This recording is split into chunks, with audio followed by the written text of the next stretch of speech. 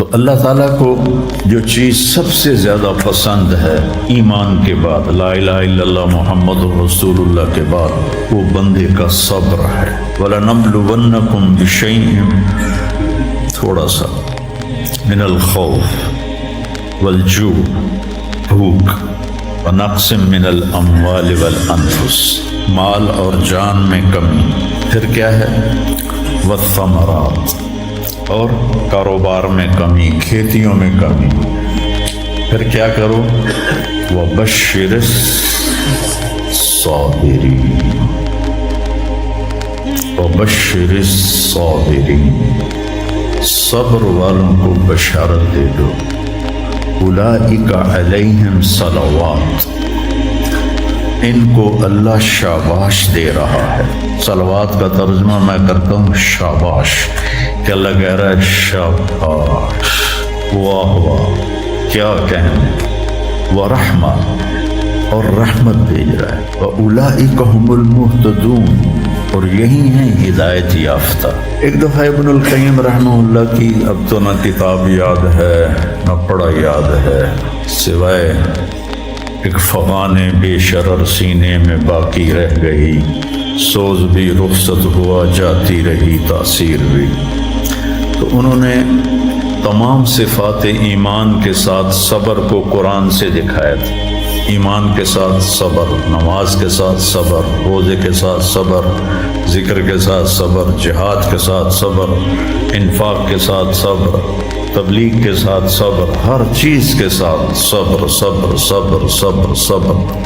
صبر انسان کے ایمان میں ایسے ہے جیسے جسم میں روح ہوتی ہے، روح نکل جائے تو جسم میت ہوتا ہے، ایمان میں سے صبر نکل جائے تو صبر بے جان ہو جاتا ہے۔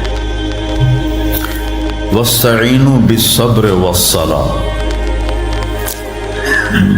مجھ سے مدد طلب کرو صبر اور نماز سے۔ پھر آگے کہا ان اللہ مع الصابرین، میں نمازیوں کے ساتھ نہیں، میں صبر والوں کے ساتھ۔ پھر صبر دو طرح کا ہے، ایک ہے جس پر ہمارا اختیاری کوئی، میرے سر میں درد ہے، اب بھی درد کے ساتھ بول رہا ہوں، ان بچوں کو چھٹیاں ہونے والی اس لیے تھوڑی بات ان سے کہہ رہا تھا تو تھوڑی تمہیداً کچھ اور باتیں آ گئی، تو میں کیا کروں، کسی سے لڑائی کروں، کسی ڈاکٹر کا گریبان پکڑوں؟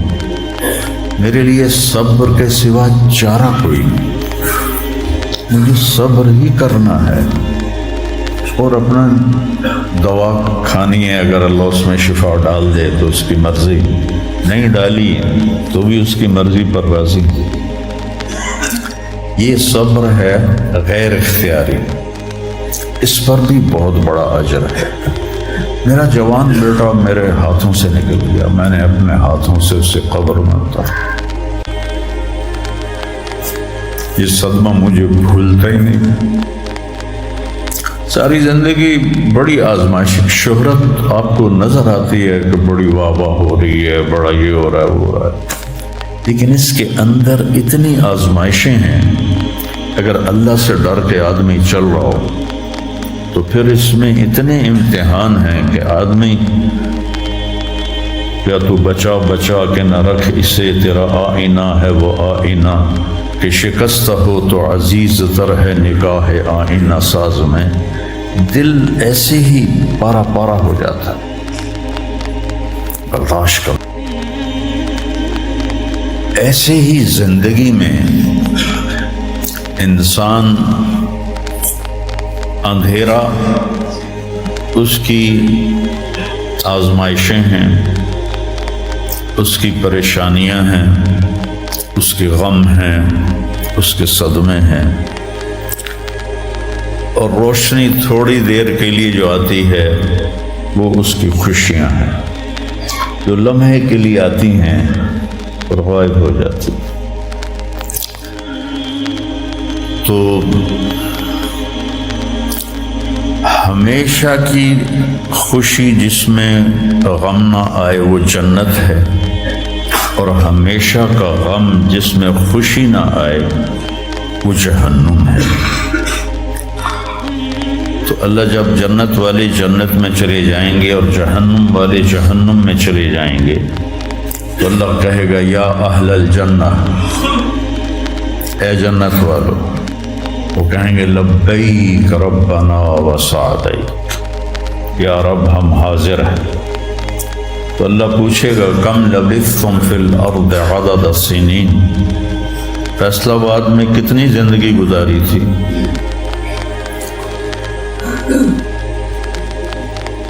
تو سارے کہیں گے نوح علیہ السلام سمیت جنہوں نے 1400 سال کی زندگی پائی، 950 سال تو تبلیغ کی، 400 سال اوپر گزارے،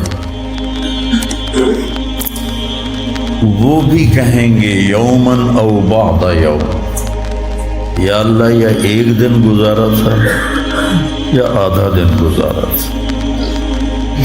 تو اللہ تعالیٰ فرمائیں گے نعم متجرت، شاباش، مبارک ہو، بہت خوبصورت تم نے تجارت کی، دن آدھے دن کی،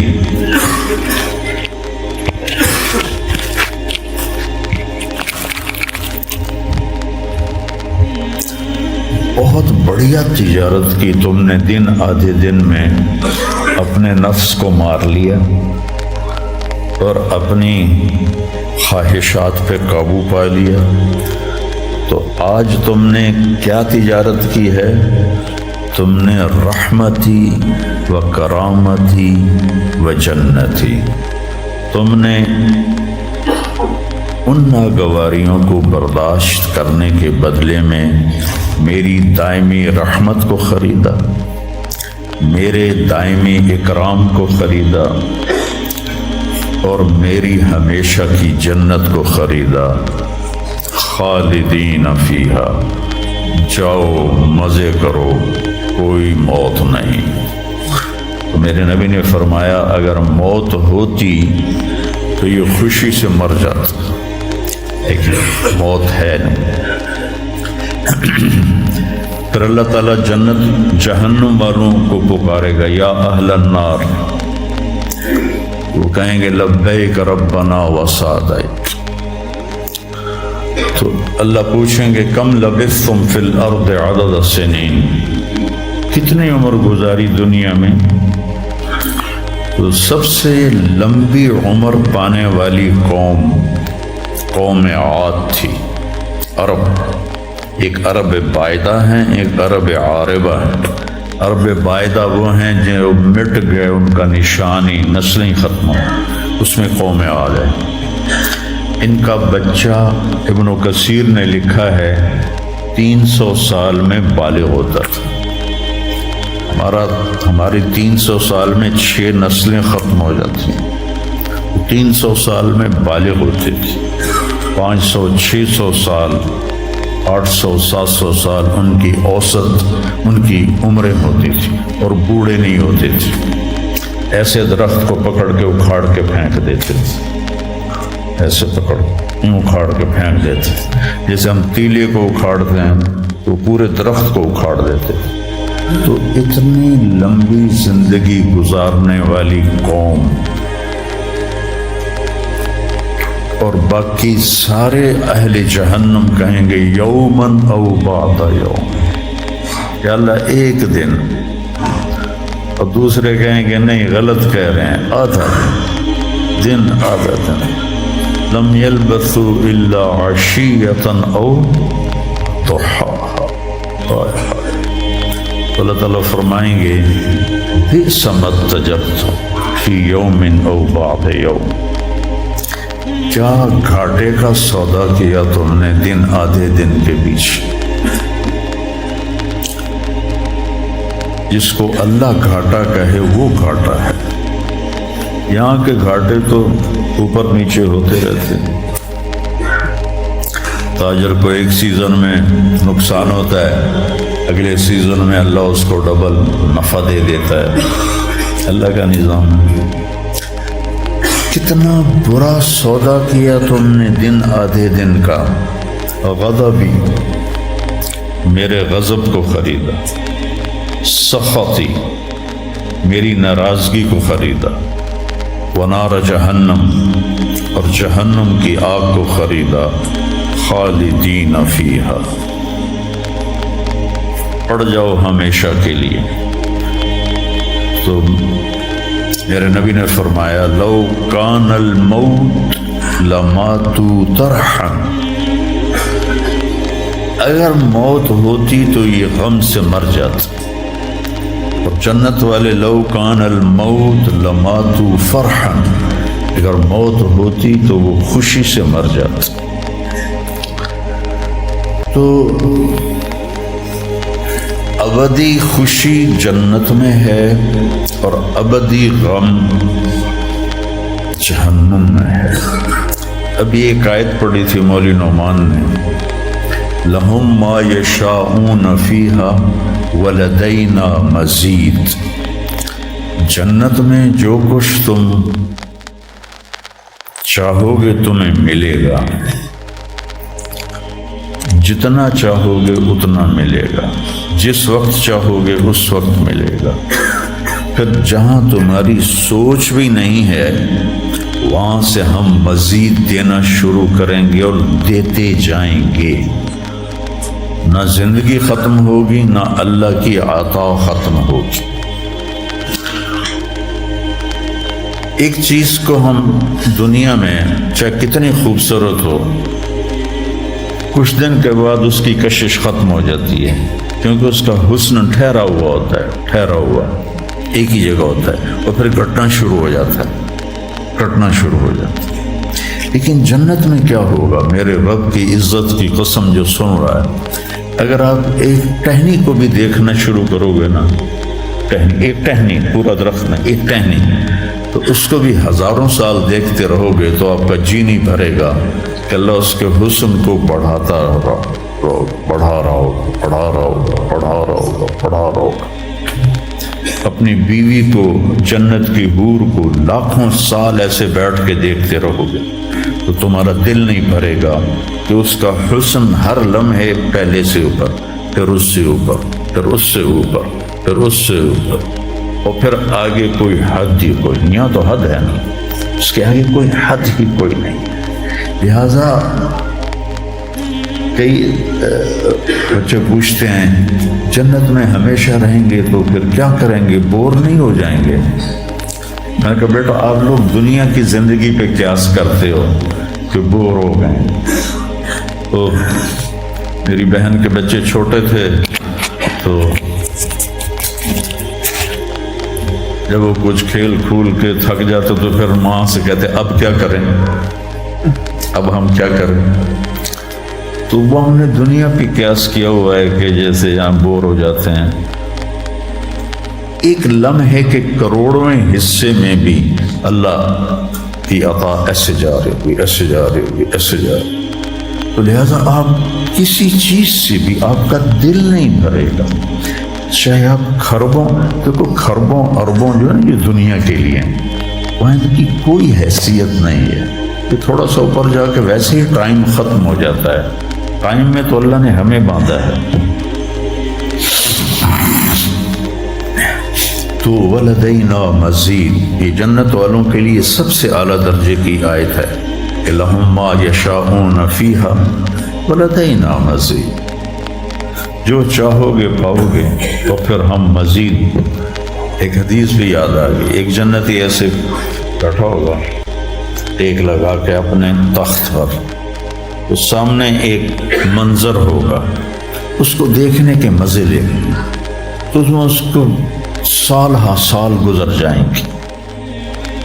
تو اللہ کہیں گے میرا بندہ تو ہی کچھ ہے جی پھنس گیا ہے نا، کوئی اور شے بھی کھاؤ۔